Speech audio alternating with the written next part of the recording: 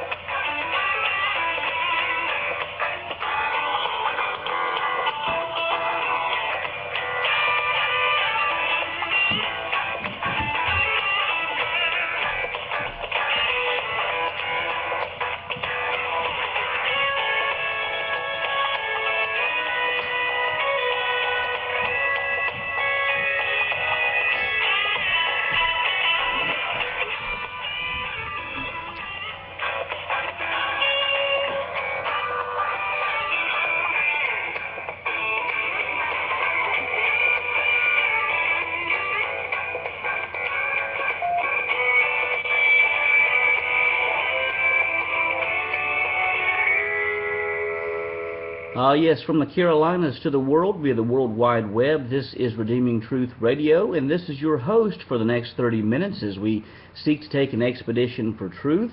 Yours truly, Pastor Brian Chilton. And we thank you for joining us today on our broadcast, and you can catch us live every Monday at 12 noon Eastern Time. Of course, that's 9 a.m. Pacific Time, and for our friends in the Central and Mountain time zones, just adjust your time accordingly. Was planning on being with you last week, but last Monday was out of the question. I had some pastoral duties I had needed to attend to, and last Tuesday I was planning to bring this week's show to you last week, but unfortunately I came down with a stomach bug and was unable to have the broadcast at that time. So anyhow, we're here live with you now, and we brought you the Monday message actually on Tuesday last week, and so we're back with you live today. Do want you to go by and check out my website over at pastorbrianchilton.wordpress.com, and we've got great news concerning the website. We are now reaching 177 nations for the cause of Christ, and we have just broken another milestone at the website. We are now reaching 51,000 people in over 177 nations and growing all the time. So go by and check it out. If you're on social media, be sure to share any of the articles that you find helpful, or if you find to be a blessing, and you can help us out by that means. Also, we're starting something that's absolutely brand new today, and that is we have actually I've had this for a while and I've just done nothing. I haven't done anything with it, but anyhow, I have a YouTube subscription at Pastor Brian Chilton. So just look me up on YouTube, and there you can find these shows that we do every Monday. You can find me in my element, as Greg Coker would say about himself.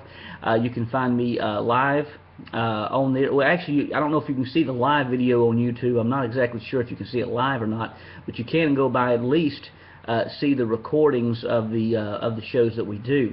But to call in, if you want to talk about any of the issues that we're dealing with, you'll still need to call in, and the number to do that is 323-784-9617. Once again, that's 323-784-9617.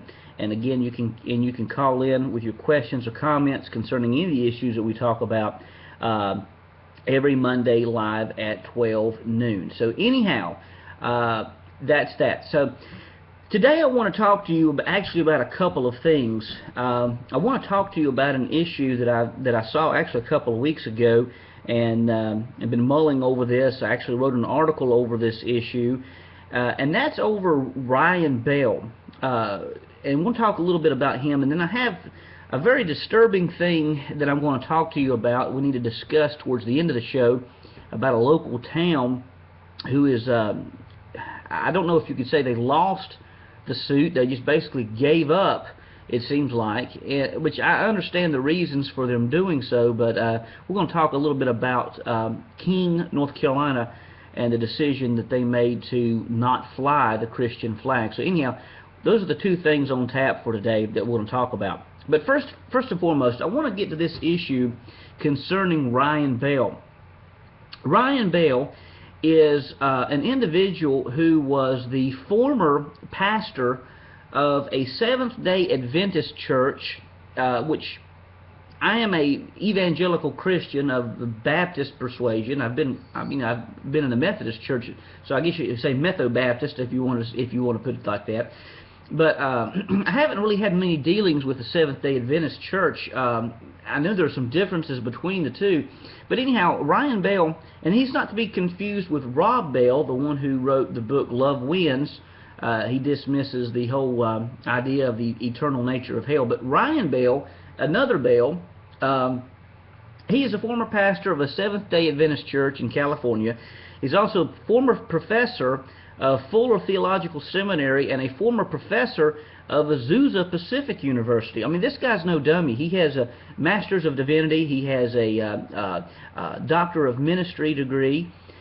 But Ryan Bell is one who made news last year in 2014 because he is the one who said that he was going to take an intellectual experiment by taking a year away from God. Okay, now I had a lot of questions about the legitimacy of this intellectual expedition at the very outset, because it seems to me that if you're going to leave the Christian faith like that, or if you're going to take a year away from God, you've already left Him. That would be like someone saying that they were going to take a year away from their spouse. You know, it seems to me that there's already problems there, and that the person already left the relationship. But that being said, Ryan Bell said he wanted to take a year off from God. He wasn't going to attend church during this year. He wasn't going to pray. He wasn't going to read his Bible. He was going to live as if he were an atheist. Well, it's no surprise that in December 31st, 2014, that Bell on his website, on a link at patheos.com. Excuse me, my cat is going crazy. But anyhow, at patheos.com, it's no surprise that he said that he had left the faith and had determined that he was an agnostic. Well, at least in one place, he said that he was an agnostic. In another place, he said that he was an atheist. But, you know, there's a big difference between the two. You know, an agnostic basically is in theological neutral, whereas an atheist says there's not a God. Well, anyhow, long story short, in the long and the short of it, Bell provided in this article 3 in-depth reasons as to why he left the Christian faith for atheism or for humanism. Humanism is a safe bet, but he left the faith for 3 reasons. And so, as I talk about this, I want to let people know something about myself that a lot of people may not know. At a point in time, I was actually in the ministry. I came into the ministry. I accepted the calling of the ministry, the Christian ministry, at the age of 16. There were about 7 years that I left the ministry, and in fact, nearly left the faith. There was a period of time that you could say that I was borderline agnostic. You know, I never completely rejected God, but I did question the authenticity of the Bible. I did question whether or not the Bible was reliable, and so I did question many things about the faith. And so I was teetering on the level of being an agnostic.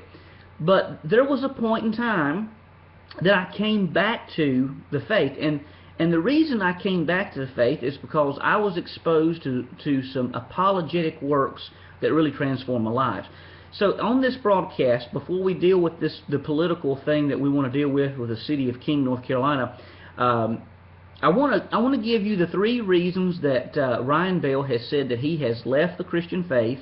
I want to examine those, and then I want to provide 3 or 4 reasons why I came back to a stronger faith in the end.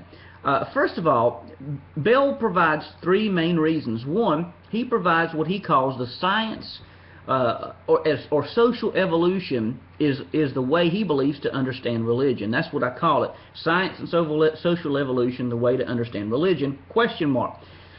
Bell, in other words, claims that he came from a Christian tradition that flatly refuses to acknowledge the discoveries of science.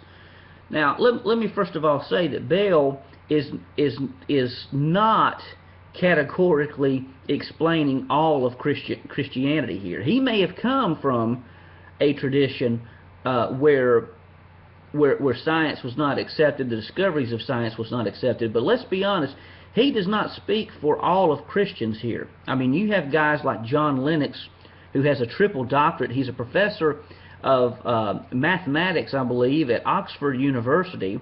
He's got 3 doctorates, one of which is in mathematics, another in science, and another in philosophy.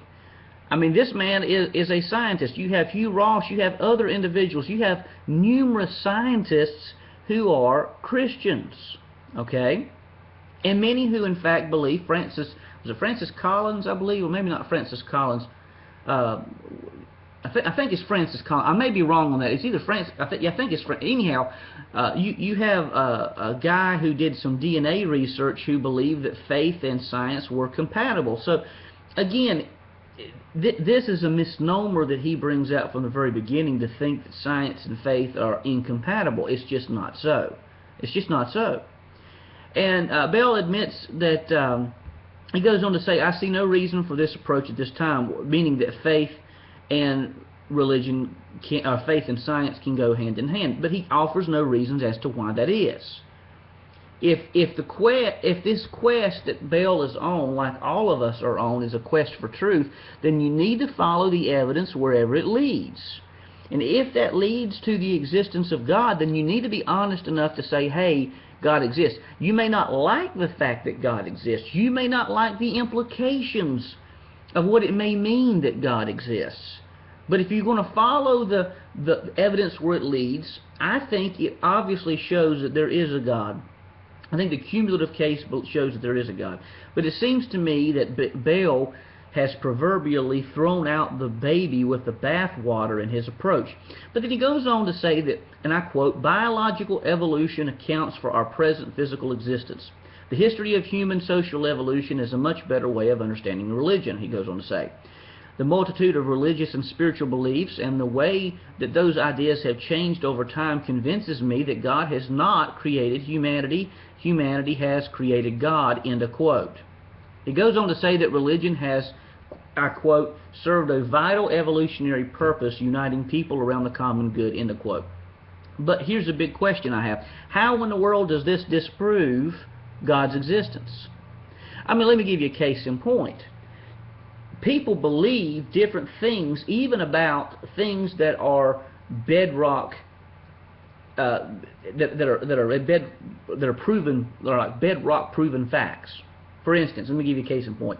I have a grandfather. He's gone to be with the Lord now. I love him to death, and I'm not making fun of him when I say this. But back in the 60s, the United States put a man on the moon. And there's clear-cut evidence. I mean, in fact, if you were to go up to the moon right now, you would see evidence that man has been on the surface of the moon. Clear-cut evidence that is true. But he believed, in his opinion, he believed that this was some type of government conspiracy, that it happened out somewhere out west, and that it really didn't happen. Or case in point, you have any other people who deny the existence of the Holocaust because of certain political reasons. You have people denying certain events, proven events demonstrated in the Bible, okay, because they don't like the implications of these certain events, okay? And I'm talking about proven archaeological things. Anyhow, that's a different story, different topic.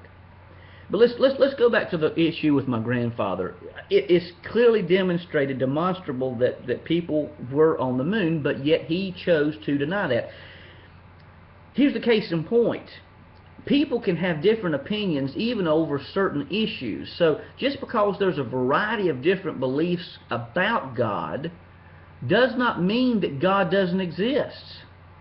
It has absolutely nothing to do with God's existence. It could be that there is a God. It could be that there are 5 or 15 or 20 gods, and it may mean that people have different views. But that doesn't change or transform the existence or the evidence of see anyhow. I'm seeing a text there, but anyhow, it doesn't change the fact. That doesn't change the fact of a certain thing's existence.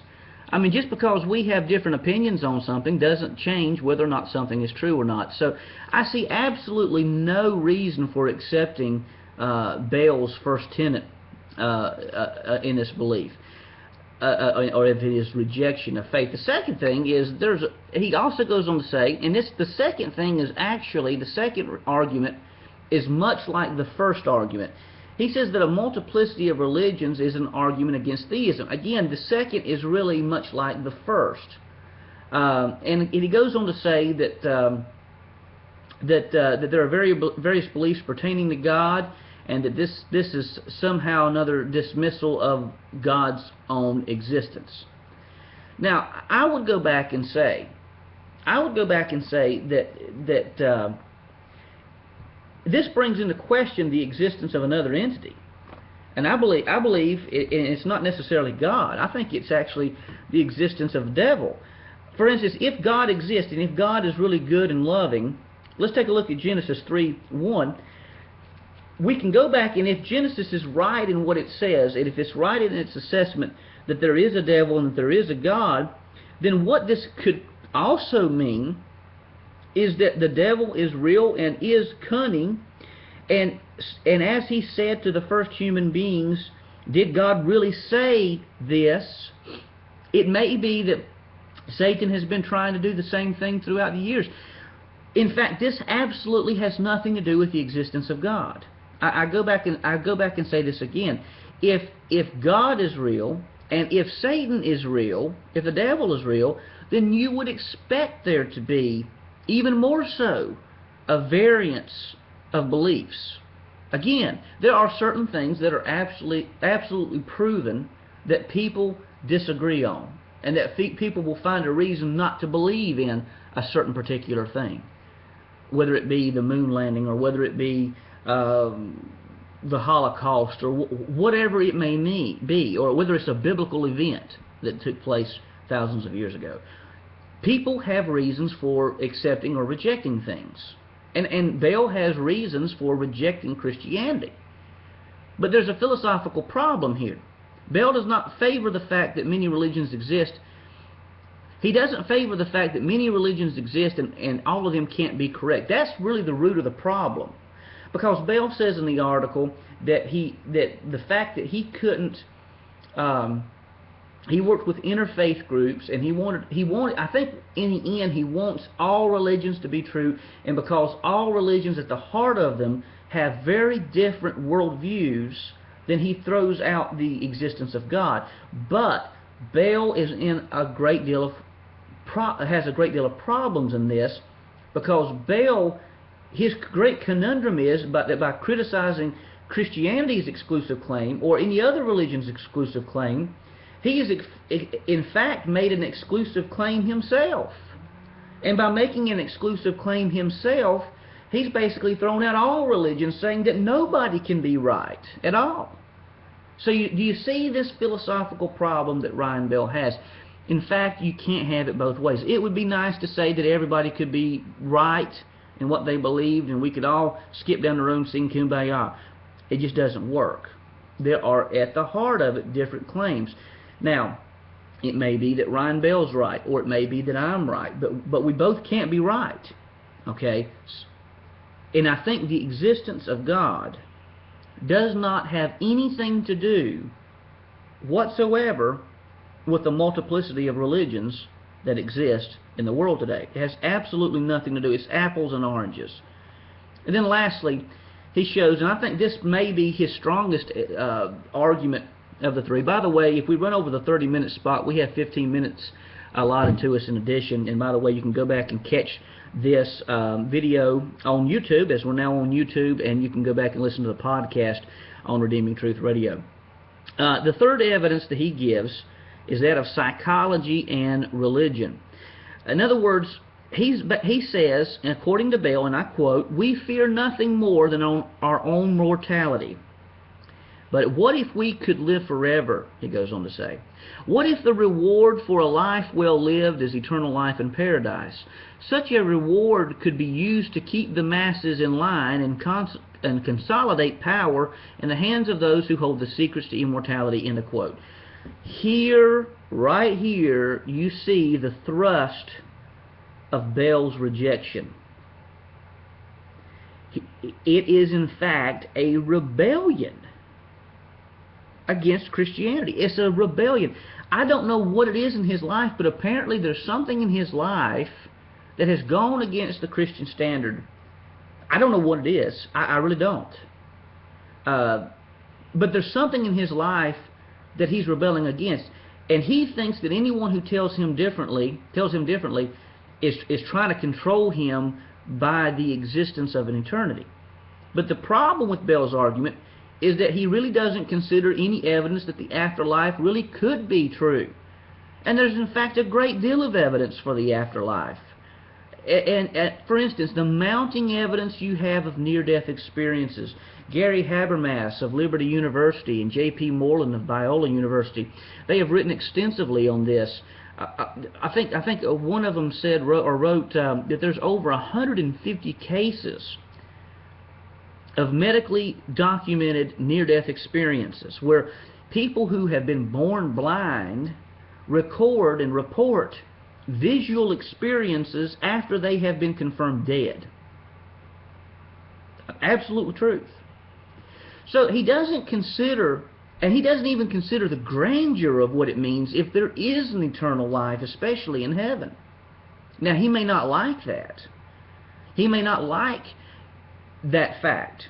But if he's going to be true and go where the evidence leads, I think you have to see. In fact, there's even guys like, I think it was Thomas Nagel, who because of this very reason even questions the naturalism of neo-Darwinianism.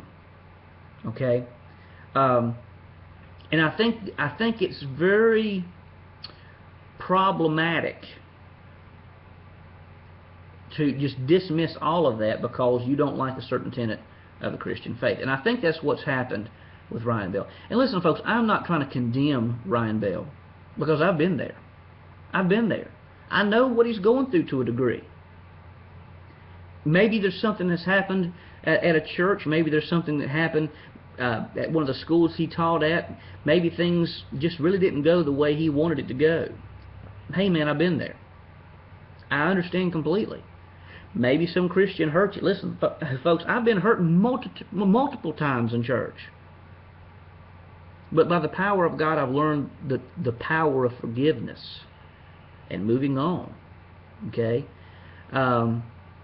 But let me give you some of the reasons why I came back to faith. Because, you know, I came across some apologetic books that forever transformed my life. For instance, Josh McDowell's The Evidence That Demands a Verdict, A Reasonable Defense, another book of his, William Lane Craig, Gary Habermas, J.P. Moreland, gosh, the list goes on and on and on and on. I mean, just Lee Strobel's books. Here were some of the reasons why I came back to the Christian faith. First of all is the existence of anything. The fact that anything exists demonstrates the necessity of God's existence. Something has to be eternal. You can't get around it. This universe is finite. And the Big Bang Theory, the second law of thermodynamics, the BVG theorem, the Borg-Vilenkin-Guth theorem, a mathematical theorem demonstrates that any physical universe has to have a beginning, an absolute beginning. All of that demonstrates that an eternal universe can exist. You either have to have an eternal universe or an eternal God. You can't have both. Or well, I guess you could have both, but it has to be at least one or the other, if not both.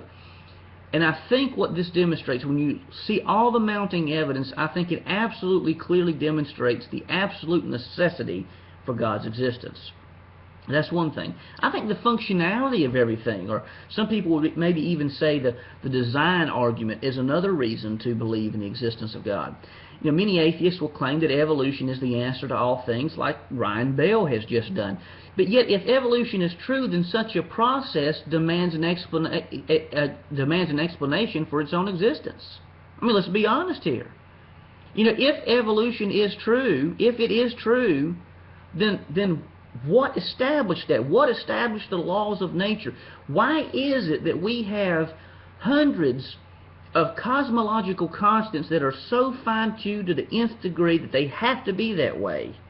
And if they were even changed by the nth degree, that the universe would fly apart at the seams. Why is it that even during the Big Bang that there are things that happen in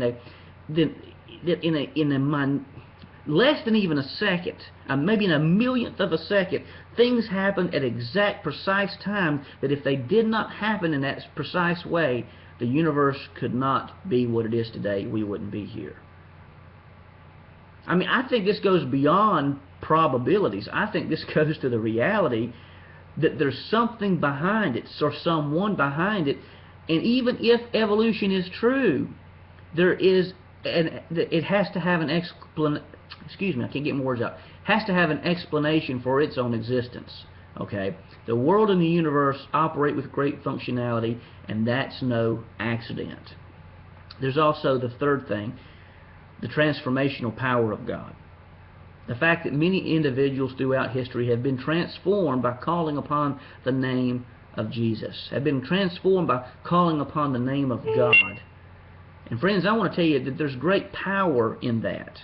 Okay, there's great power in that, and that's something that you just can't dismiss. If you don't believe in miracles, I think you can go catch Craig Keener's 2-volume work. I haven't read it all the way through, but it's well worth reading, called Miracles, the Credibility of the New Testament Accounts, 2-volume record of a multiplicity of miracles that have happened that all verify the credibility of the New Testament accounts, the miracles given therein. And then, of course, you have, last but not least, the resurrection of Jesus of Nazareth. There's good, clear evidence that Jesus of Nazareth rose from the dead.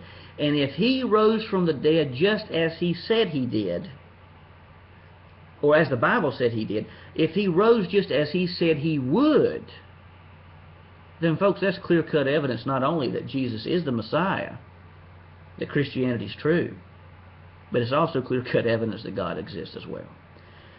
So we've examined the claims for Ryan Bell. We've looked at the claims I've made coming back to faith. And in my opinion, of course, you have to be the ultimate judge in your own life, and you have to evaluate the claims. And I would even suggest that you call upon the name of God and seek Him.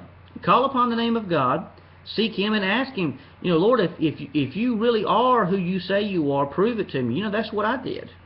And God did, in fact, reveal Himself, reveal the truth of Christianity to me, and I came back to the faith. All right, without further ado, let's get into our news break.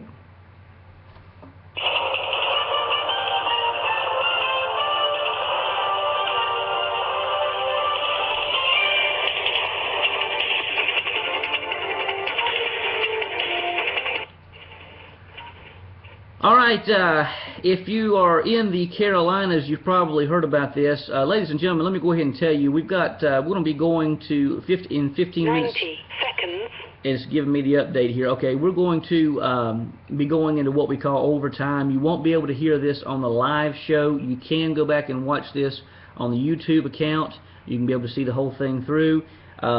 If you'd like to call in with any comments or questions or any concerns or anything like that for the duration of the show, be sure to call in. 323-784-9617 is the number. Of course, you can go back and listen to the entirety of this show on the podcast and also on YouTube as well.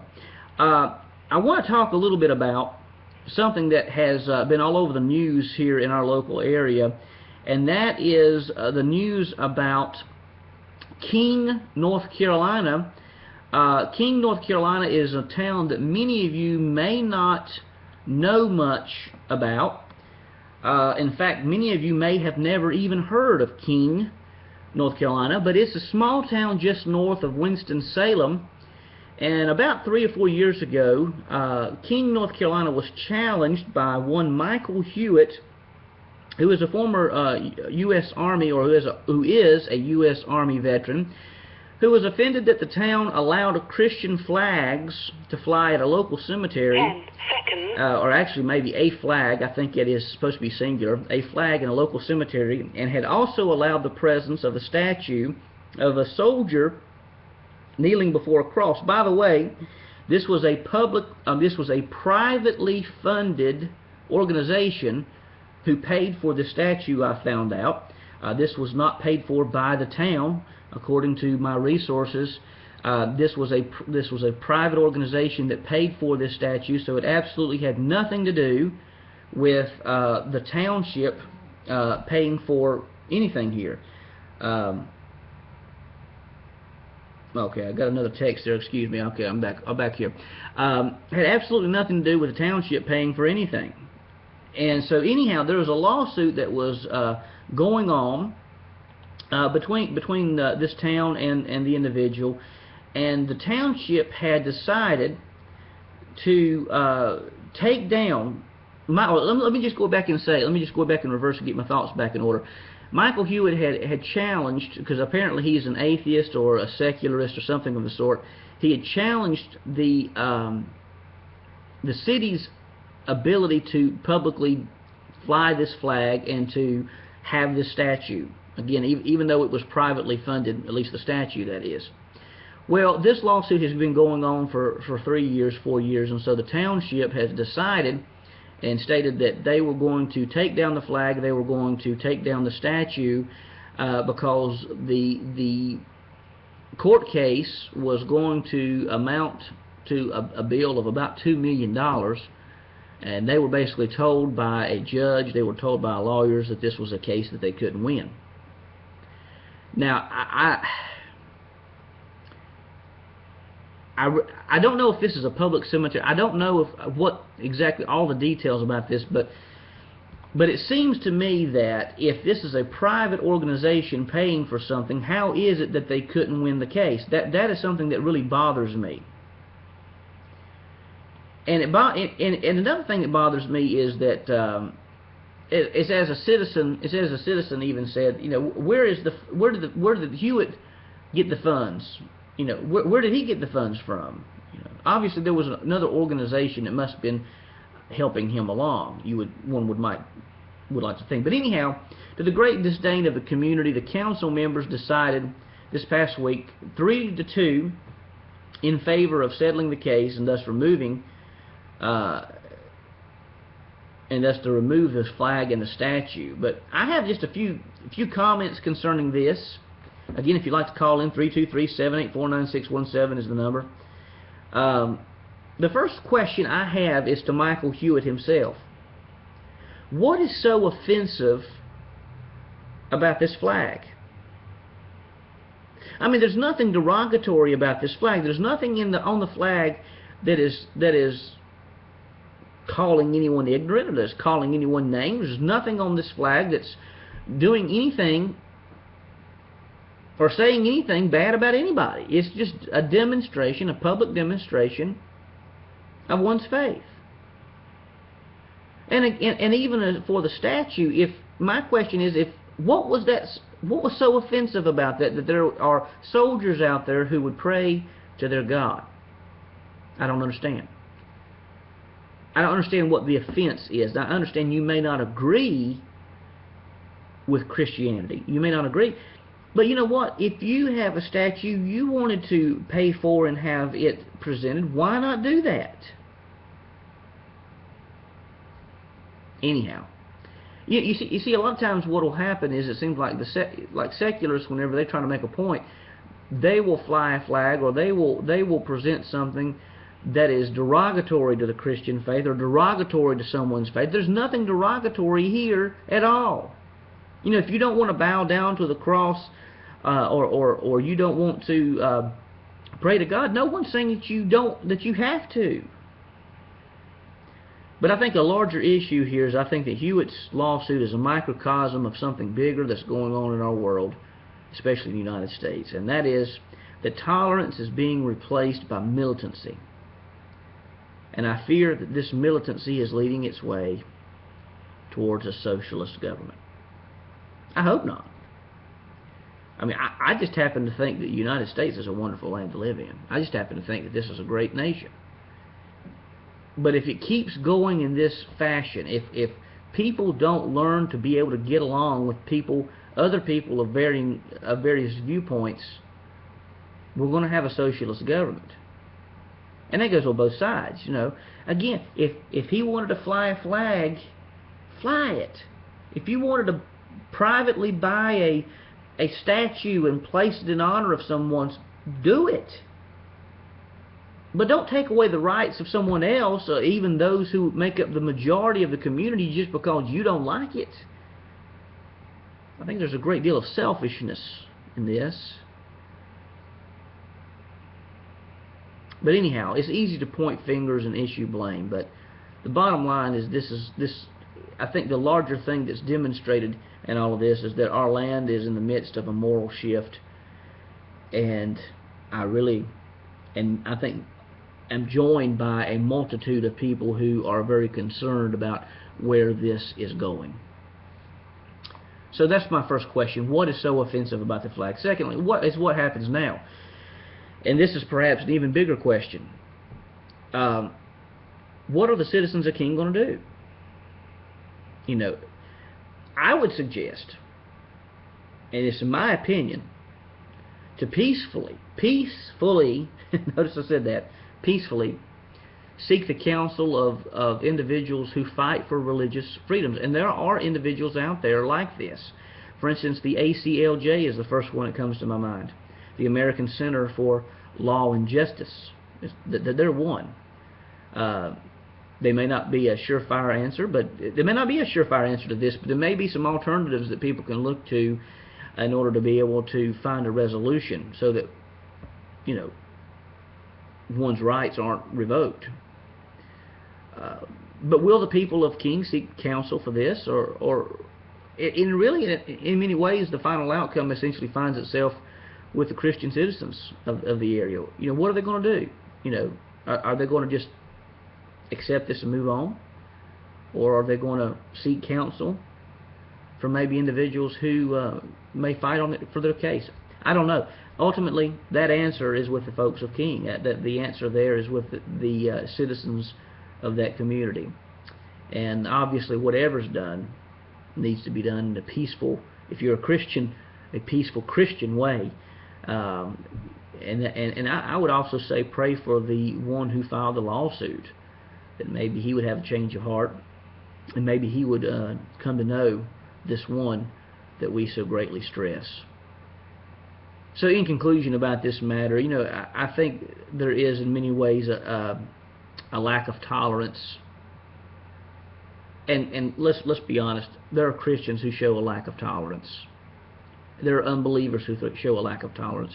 But if we're going to make this land work, if we're going to be successful, you know, we obviously, all of these lawsuits and all of these things are doing nothing but dividing the nation even more. And I honestly think that the only thing that's going to solve this divide is one, for people to go back and learn what true tolerance means. And it doesn't mean that one has to agree with you. It means that you can, as the old saying goes, agree to disagree with someone. But the lack of tolerance and the lawsuit-happy nature of the populace is dividing our nation, and it's getting worse and worse. But ultimately, I think the only thing that's going to solve this moral shift, the only thing that could ever really unite us, if we're going to be honest and just call a spade, is honestly, I believe, to have Christian virtues back again, and that's not going to happen unless we have a revival. But because honestly, the whole issue, the whole idea of loving others who don't agree with you, blessing those who disagree with you, those are Christian virtues. Okay? But let me just close by saying this. History has demonstrated what happens when a nation becomes more and more secularized. And it doesn't paint a very pretty picture. But America is going to have to face itself. And ultimately, it's going to have to face God. Are we going to return back to the virtues that this land was built upon, or are we going to continue this secularized shift that I believe will ultimately destroy this land? Again, just like with what happens with a king ruling is going to be up to the citizens of king, the ultimate answer for Americans is with Americans. Are we going to be united, or are we going to be divided? Well, beloved, I hope that we find the answers. I hope that we are able to come together. And ultimately, this show is all about truth and the redeeming truth that shall set us free. So, beloved, until next time, remember that to keep searching for that truth if you haven't found it, and if you have found it, remember that truth found in Christ Jesus shall set you free. We'll see you back here next week. God bless.